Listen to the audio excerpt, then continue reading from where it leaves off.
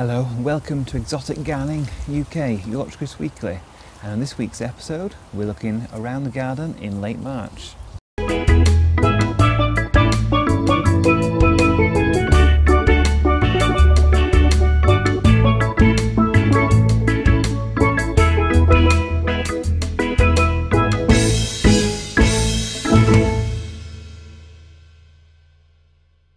So I thought it was about time we had another look around the garden. Now it's late March, to see what's growing at this time of year, what things have not done so well over winter, and the projects that I've been working on around the garden as well.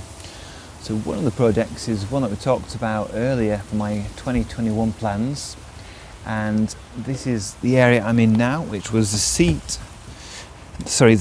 even that I'm sitting on that come down from the deck behind me, down the steps and then through into the main part of the garden with this banister as well. And before, this was a bed that curved round, and there was some planting here, including the acacia delbata that fell over in the winter storms, so that was replaced and moved. And then we've got this area where the steps are, which you can sit on and gives you great access to the main part of the garden.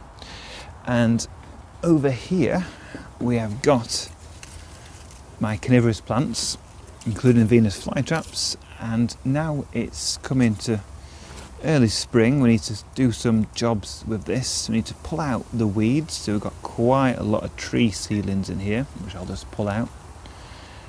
And we've also got the old pictures from last year, which have sort of died back over winter and the frosts have got them a bit, so these need snipping down right at the base, leaving the fresh, newly emerging ones, which are mainly around the centre, to form the main sort of display for the year.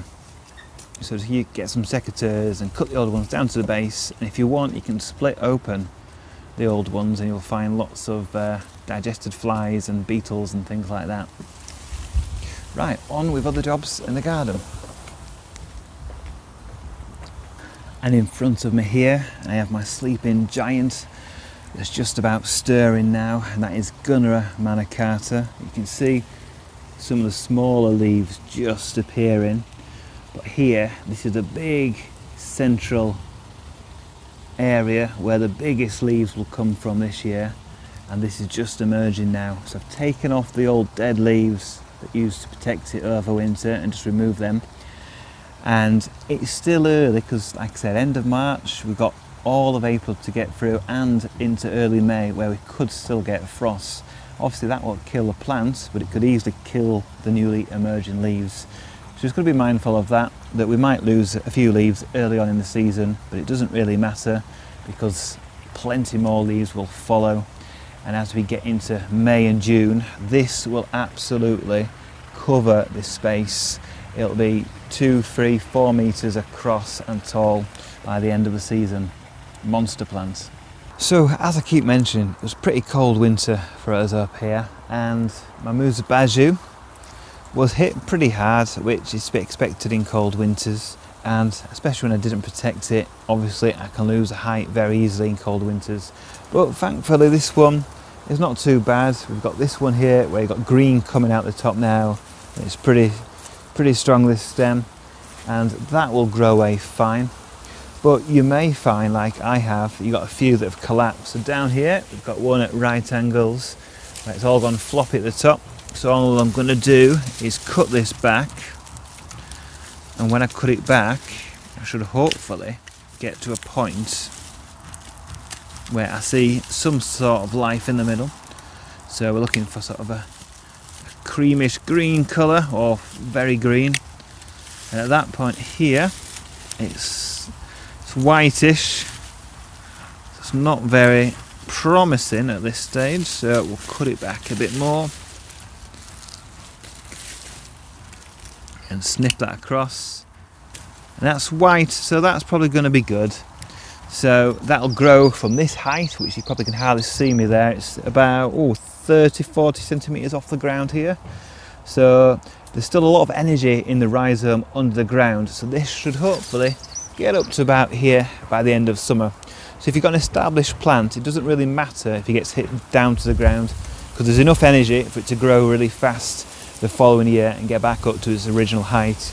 And obviously, if you've taken the care to wrap these, they'll all be up to this height anyway, or if you live in a mild area, then they'll already be, you know, 2-3 meters tall and ready to grow away, like this one's just about to open here. And in my plan video earlier in the year, I talked about changing this part of the garden. So this bed here is a bit of a mess really now. It's all evergreen. I want to inject some colour into it. And one thing I think I'm going to do is move this Musa Baju and dig this up and move it somewhere else in the garden. Mainly because it's right next to the edge here. And also, as you can see, on a windy day like this, with a bamboo, which is much harder, it whips across and it batters all the bamboo, all the Musa Baju bananas, and hits them, and it never makes the, you know, the leaves don't look good when they keep getting hit by the bamboo. So the banana, I think, will be moving pretty shortly into another part of the garden, which will clear this space, and we're going to, like I said, dig up the Miscanthus giganteus grass just around the corner, clear this out and inject a lot more colour for the summer ahead.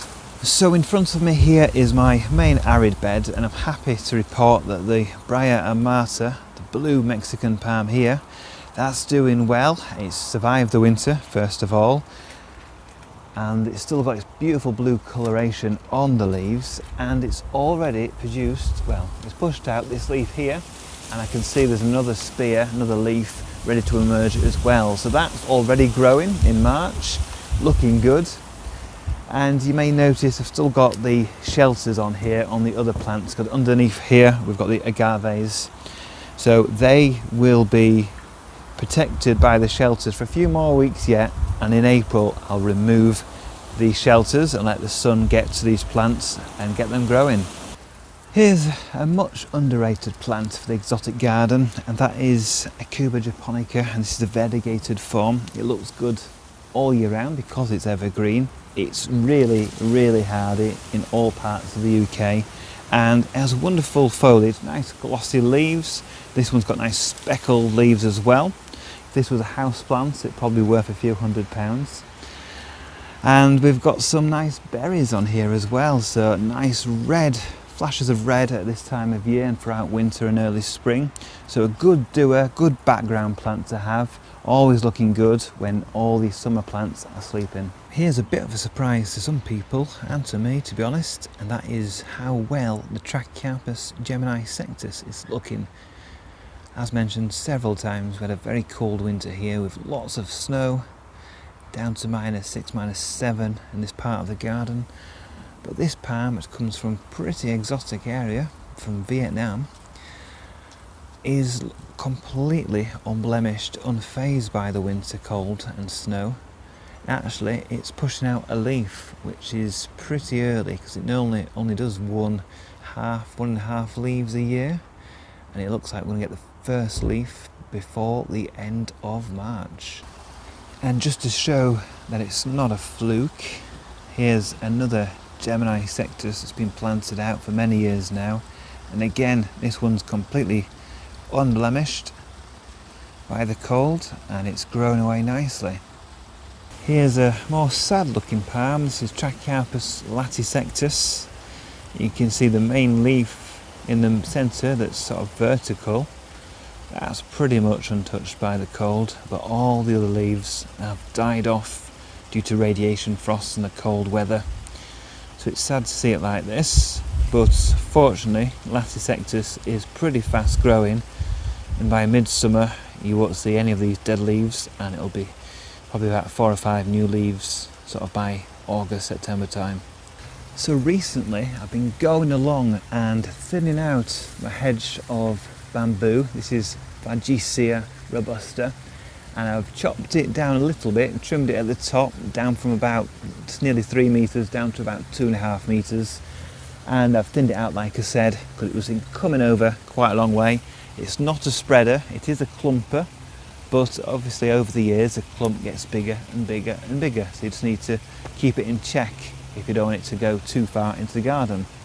And I did a video, what was it, 6-7 years ago? I'll put a link up at the top there for you to see what this hedge looked like before.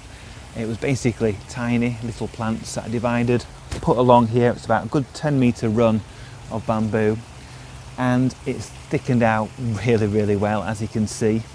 And I've just noticed now, so we're in the end of March and we've got lots and lots of new shoots popping up here. So it'll be getting thicker and thicker as the season progresses, and all the new shoots will go up to about 2.5–3 meters tall. So this massive pile of material in front of us here is basically what I've been collecting, what I've been doing for the last few days in the garden. So I've been cutting back all the dead foliage from around the garden, trimming hedges, stripping some of the bamboo and collecting it all here. I've got a huge pile to get rid of. Got another one over there, another one over there. So this is keeping me busy at the moment. And next week we'll be into April, it'll be Easter, and I'll be doing a video of exotic jobs to do in the garden. Join me then for more Yorkshire Kris Weekly.